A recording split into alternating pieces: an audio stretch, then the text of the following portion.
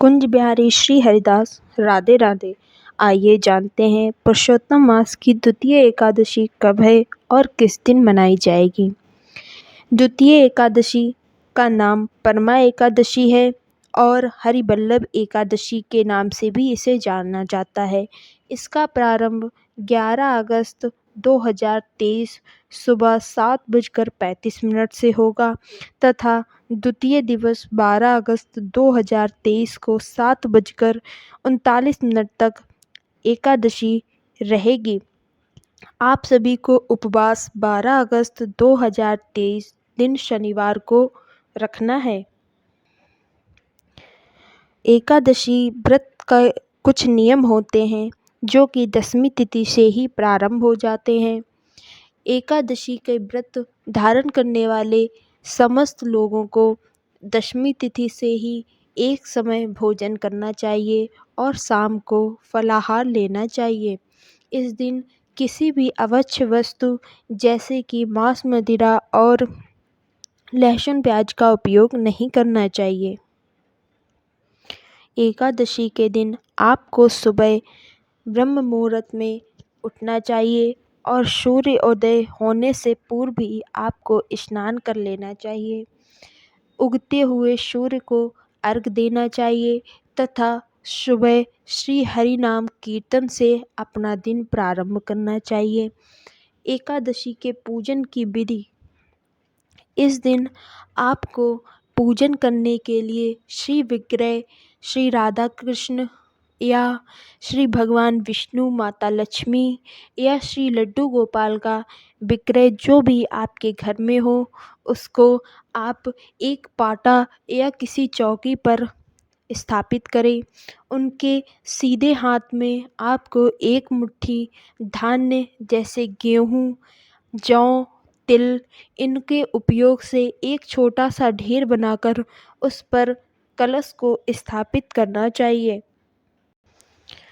कलश के शीर्ष भाग अग्रभाग में मौली बांधें और उस पर श्री फल विराजित करें। श्रीफल के नीचे आपको आम्रपत्र या अशोक पत्र अवश्य रखने चाहिए तथा गौरा जी को स्थापित करें और गणेश लक्ष्मी की पूजन करके फिर बाद में श्री विग्रह का पूजन करना चाहिए। श्री विग्रह के सम्मुख आपको संकल्प लेना चाहिए एकादशी व्रत धारण।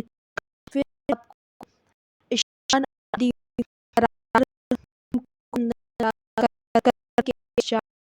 फिर श्री कथा भगवान को सुनानी चाहिए और स्वयं सुननी चाहिए। आपके परिवार में जो भी जन हो उन सभी को एकादशी की कथा अवश्य सुनाएं। कथा के पश्चात आपको श्री भगवान को भोग लगाकर और उनकी आरती करनी चाहिए। इस दिन यदि आप फ्री हों तो आपको हरि नाम कीर्तन अवश्य करना चाहिए। यदि आप फ्री नहीं हैं, किसी कार्य में रत हैं, तो उस कार्य को करते करते ही आपको श्री हरि नाम संकीर्तन मन ही मन में स्मरण करना चाहिए। इस दिन आपको गोपाल सहस्त्रनाम, विष्णु सहस्त्रनाम तथा अपने गुरु द्वारा प्रदत्त जो भी मंत्र है आपके पास उसका उच्चारण करके उसकी माला अवश्य करनी चाहिए और पूरे दिन किसी को दुखी नहीं करना चाहिए, लड़ाई इत्यादि नहीं करनी चाहिए, झूठ नहीं बोलना चाहिए।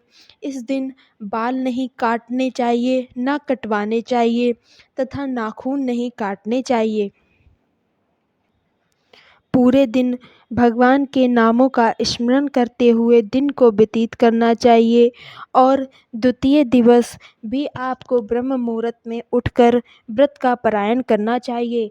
पारायण समय सुबह 6:13 से 8:13 तक रहेगा। इसके मध्य आपको पारायण करना चाहिए। पारायण विधि में श्री किसी भी ब्राह्मण को बुलाकर उन्हें भोजन कराकर तथा दक्षिणा देकर विदा करना चाहिए। यदि आप ब्राह्मण को भोजन नहीं करा सकते हैं तो उनके निमित्त सीधा आदि की व्यवस्था कर कर उन्हें अवश्य दान में देना चाहिए। कुंज बिहारी श्री हरिदास।